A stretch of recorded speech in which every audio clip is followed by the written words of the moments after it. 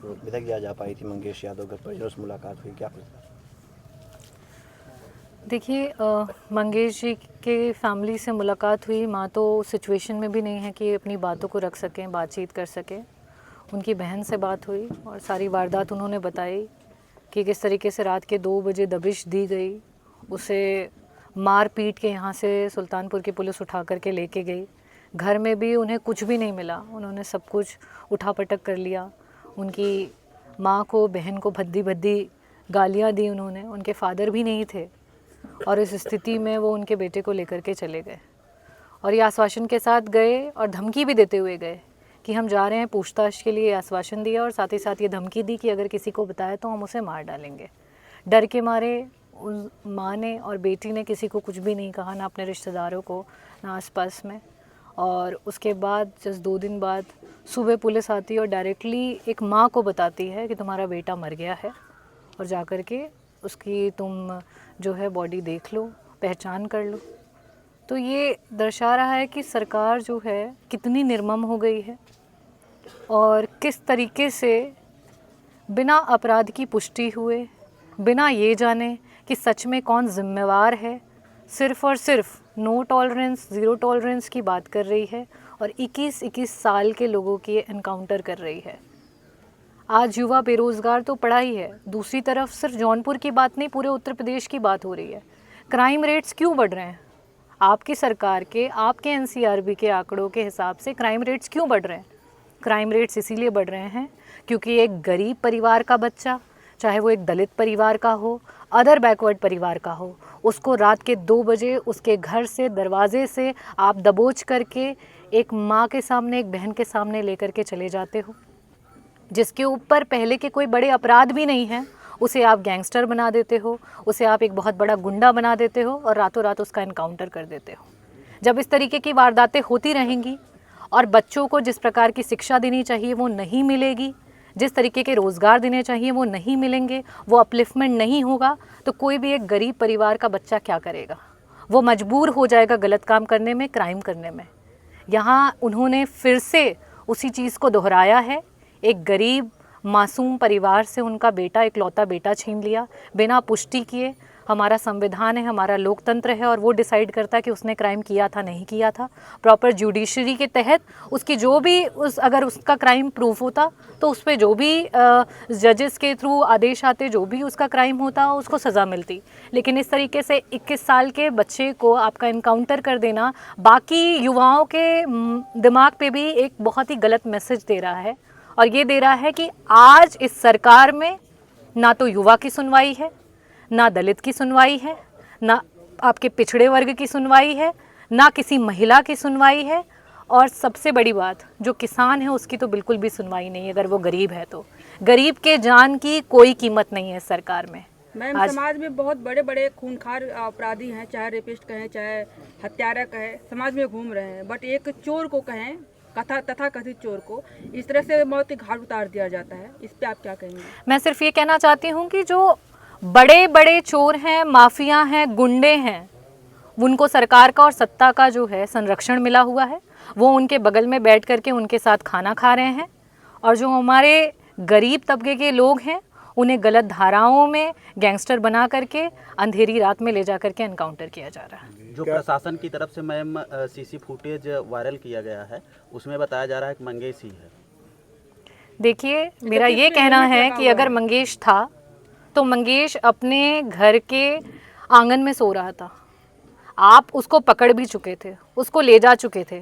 2 तारीख को आप उसको पकड़ लिए थे, तो उसके बाद 5 तारीख को उसे मारने की क्या ज़रूरत थी?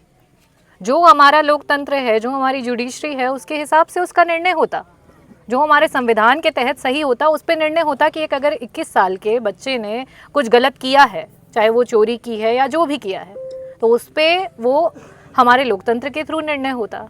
गोली मारना, इस तरीके से अंधेरी रात में उसको मार डालना, ये क्या दर्शाता है?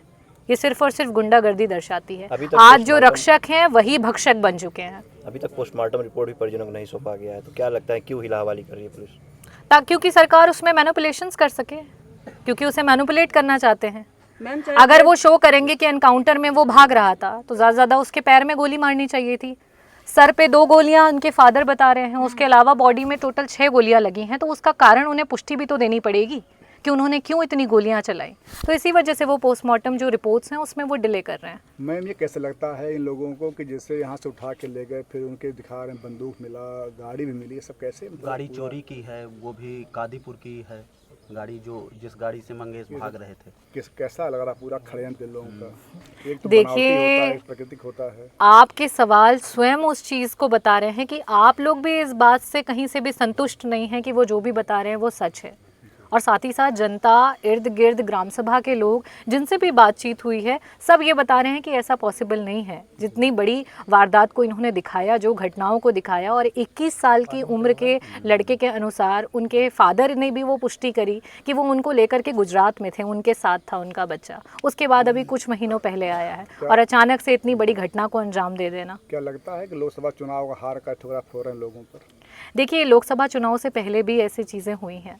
बहुत सारे परिवारों से, क्योंकि वो गरीब परिवार है, उसकी आवाज़ नहीं उठ पाई, उसकी जो आवाज़ थी रोने की वो हमारे कानों तक नहीं पहुंच पाई। लेकिन ऐसे आए दिन वारदात हो रहे हैं कि कर्म कोई और कर रहा है और भुगत कोई और रहा है। बहुत सी ऐसी जगह हैं जहाँ पे जो असली गुनहगार हैं वो सत्ता शासन से मिले हुए हैं और उनको किसी न किसी तरीके से वो तृप्त कर रहे हैं, और उनके नाम पे कोई गरीब परिवार का बच्चा जो है वो गोली खा रहा है और उसकी मृत्यु हो रही है। मैम, उस नाम में एक अरविंद यादव जी को गिरफ्तार किया गया है, आजमगढ़ के हैं वो, और उनको भी ऐसे किया गया, गिरफ्तार कर लिए, फिर उसके बाद उनको छोड़ दिए कहीं पे, फिर वहाँ पकड़े जाते हैं। पूरा एक षड्यंत्र किया जाता है। तो क्या आशा करें, उनके साथ क्या करेंगे लोग? देखिए, मेरा ये कहना है कि आज पुलिस विभाग सबसे करप्ट विभाग है, और जिस देश का प्रधानमंत्री और मुख्यमंत्री ये अगर निर्णय ले कि करप्शन हटाना है और अपना पुलिस विभाग स्ट्रॉन्ग करना है, तो कोई माई का लाल उन्हें रोक नहीं सकता है। तो कहीं ना कहीं, चाहे वो सेंट्रल की सरकार हो या प्रदेश की सरकार हो, वो स्वयं इन चीज़ों को होने दे रही है। इस वजह से ये चीज़ें हो रही हैं। आज थानों पे इतनी दलालियां हैं, आज गलत तरीके से एनकाउंटर्स हो रहे हैं, महिलाओं के तरफ गलत व्यवहार हो रहे हैं, FIR जो सही हैं वो लिखे नहीं जा रहे हैं, गलत धाराएं लगाई जा रही हैं। उसमें कहीं ना कहीं दोनों तरफ से, चाहे वो अपने हमारे देश के आपके PM रहें या फिर मुख्यमंत्री हो, दोनों लोगों का संरक्षण है। इसी वजह से इस तरीके की चीज़ें हो रही हैं। अखिलेश यादव जी शुरू से कह रहे हैं कि जाति देख करके इनकाउंटर किया गया। बिल्कुल, अगर वो दलित समाज का है, वो पिछड़े समाज का है, उसका इनकाउंटर हो जाएगा।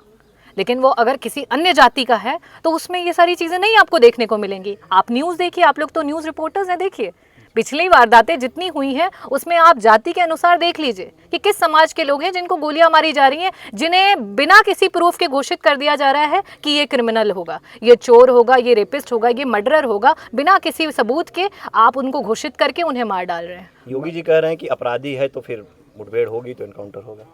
नहीं, मेरा ये कहना है कि प्रूफ करने की भी तो ज़रूरत होती है। अगर आप कोर्ट को नहीं मानते, आप प्रूफ को नहीं मानते, आप न्यायालयों को नहीं मानते, तो फिर आप एनकाउंटर करते रहिए, सबका एनकाउंटर करते रहिए।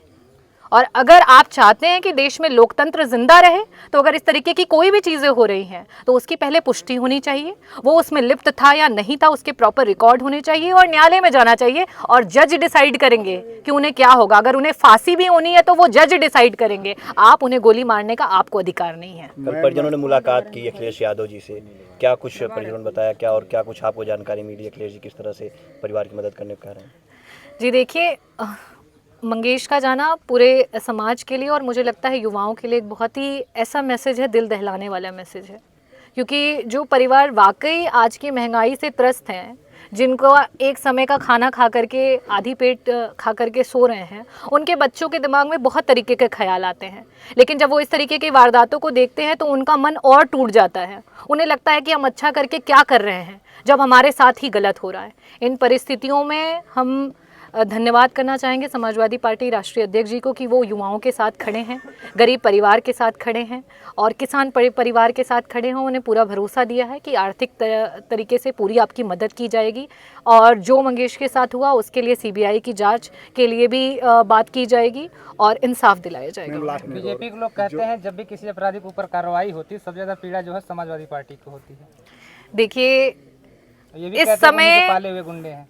इस समय अगर सबसे ज़्यादा पीड़ा किसी को है तो वो बीजेपी के सारे विधायकों को है। और ये सबके सामने है। क्योंकि आज सबसे ज़्यादा अगर दिक्कत किसी को है तो मुख्यमंत्री जी से सबसे ज़्यादा दिक्कत खुद उनकी पार्टी के विधायकों को है। क्यों? कहीं ना कहीं आज उन्होंने प्रशासन को अपर हैंड दिया हुआ है, जिसकी वजह से भ्रष्टाचार बढ़ता चला जा रहा है। भ्रष्टाचार में लिप्त प्रशासन आंखों से इतनी अंधी हो चुकी है कि इस तरीके की गलत चीज़ों को अंजाम दे रही है। तो आज बीजेपी के विधायक खुद धरना दे रहे हैं, जगह जगह पे बैठे हैं, जो आए दिन आप लोगों के माध्यम से हम चैनल्स पे देख सकते हैं। तो इसलिए आज वो किसी स्थिति में नहीं है कि वो बोल सके कि समाजवादी पार्टी क्या कर रही है। मैम लास्ट में जो पुलिस महकमा के बड़े बड़े अधिकारी रिटायर्ड हो चुके हैं, वो लोग कहना है कि इस तरह से अगर विपक्ष आरोप लगाएगा तो पुलिस अपना काम नहीं कर पाएगी। क्या कहना है इस पर आप? देखिए, मेरा सिर्फ ये कहना है, पुलिस का काम है पकड़ना, गिरफ्तार करना। आगे का काम आज से नहीं, जब से संविधान बना है तब से है कि न्यायालय का निर्णय होगा। पुलिस का काम है सबूत लेकर के आना। हाँ, कोई अगर क्रिमिनल भाग रहा है, आप उसे नहीं पकड़ पा रहे हो, तब उसको पकड़ने के लिए आपने उसके पैर में गोली मार दी, उसे पकड़ लिया, उसे जेल में डाल दिया और उसको जज के सामने लेकर के गए, कार्यवाही हुई, ये आपका काम है। लेकिन 6 गोलियां मार के 21 साल के उम्र के लड़के को ये दिखा देना कि ये बहुत बड़ा गैंगस्टर था, बहुत बड़ा क्रिमिनल था और इसको हमने मार डाला, ये कहाँ का इंसाफ है और कहाँ का न्याय है। विधायक जी, एक सवाल है पुलिस के निशाने को लेकर के। पुलिस का चूक निशाने पर आप क्या कहेंगे? जब पुलिस निशाने पर मारती है गोली तो घुटने के नीचे लगता है, चूकता है तो सीधे सीने में लगती है। जी, मैं यही कहना चाहूँगी कि ये निशाने की बात नहीं है, ये आपके दिमाग की बात है कि आप मारना कहाँ चाहते हैं। वो जब सीने पे मारना चाहते हैं तो सीने पे मारते हैं और जब घुटने के नीचे मारना चाहते हैं तो घुटने के नीचे मारते हैं। धन्यवाद।